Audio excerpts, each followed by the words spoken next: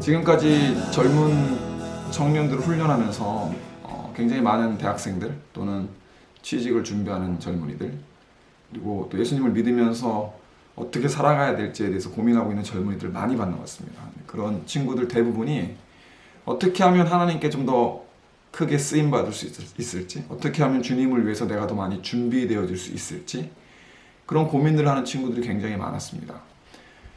그래서 더 좋은 대학에 가려고 하고, 더 좋은 직장에 취직하려고 하고, 세상에 살고 있는 젊은이들처럼 똑같이 토익을 준비하고 또 학점을 더 잘 따르고 하는 그런 젊은이들을 굉장히 많이 보아왔습니다.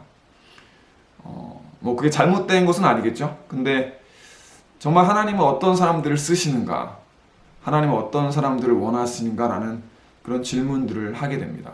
예전에 영국에서 훈련을 받던 한 젊은이가 있었습니다. 그 젊은이가 잠을 자다 꿈을 꿨는데 꿈에서 아주 아름다운 하얀색 꽃병을 봅니다. 근데 자세히 보니까 그 꽃병에 이렇게 점이 있는 거예요. 검은색 점이. 그래서 그 친구가 그 점을 없애려고 막 문지르기 시작합니다. 근데 한참을 문지러도 그 점이 없어지지 않았습니다. 그래서 결국에는 포기를 하고 다시 그 꽃병을 바라보는데 그 꽃병이 그 점과 함께 더 아름답다라는 사실을 발견하게 됩니다. 그리고 잠에서 깼을 때 그 친구는 그것이 바로 자기 자신을 향한 하나님의 말씀임을 깨닫게 됩니다. 그녀 자신도 자기 안에 있는 어떤 부족함, 자기 안에 있는 어떤 단점들을 메꾸려고, 그런 부족함을 채우려고 굉장히 노력했는데 결국엔 그 부족함 있는 그 모습 그대로, 그 단점 있는 모습 그대로 그녀가 그 자신이 아름다울 수 있다는 것을 그런 시선의 바뀌어짐을 경험하게 됐다라고 이야기합니다. 야곱의 이야기를 좀 하고 싶은데요. 야곱이 라반과의 계약 가운데 자기가 어떤 보상을 받을지를 결정하는 장면이 성경에 있습니다. 그때 야곱은 라반에게 이렇게 이야기합니다. 나에게 점이 있고 얼룩이 있고 그리고 줄무늬가 있는 양들을 달라고 이야기합니다. 실제로 여러분들이 양떼를 보신 적이 있다면 대부분의 양떼들은 하얀색입니다. 점이 있거나 얼룩이 있고 줄무늬가 있는 양떼는 그렇게 많지 않습니다. 야곱은 사실 굉장히 불리하게 라반과 계약을 맺은 것이죠.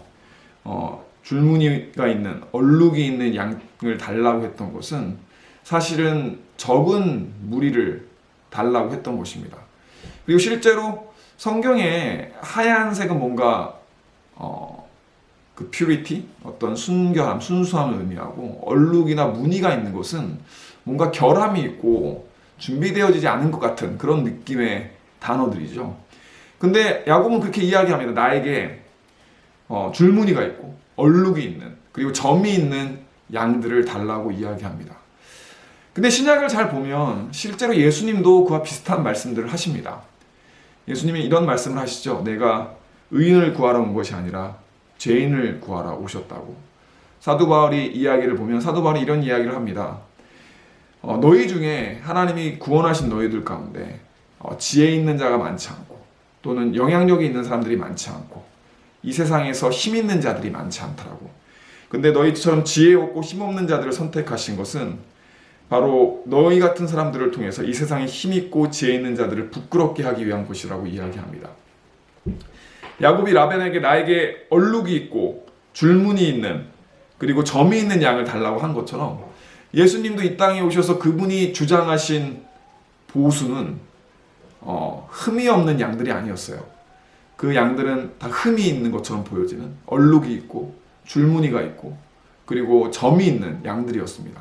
야곱이 주장했던 그의 보수와 어쩌면 예수님이 주장했던 보수는 다른 것이 아니었죠.